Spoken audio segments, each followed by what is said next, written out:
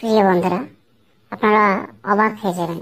সৃষ্টিকর্তা ফলের মধ্যে এত পাওয়ার দিচ্ছে। আমাদের যাদের কৃমি হয় তাদের বলা হয় আনারস খাওয়ার জন্য। অ্যাকচুয়ালি আনারস কিভাবে কৃমিকে ধ্বংস করে তা আমরা আজকে প্র্যাকটিক্যালি ল্যাবে দেখব। সেজন্য আমরা পাইনাপেল বা আনারস জুস করে নিলাম এবং আমাদের কৃমিগুলোকে সেপারেট করে স্লাইডে নিয়ে নিলাম। আপনারা দেখতে পাচ্ছেন তারা কতটা পাওয়ারফুল, এবং সেখানে কয়েক ড্রপ পাইনাপেল দেওয়ার পরে, আনারস দেওয়ার পরে কৃমিগুলোর কন্ডিশন দেখেন, একদমই মৃত।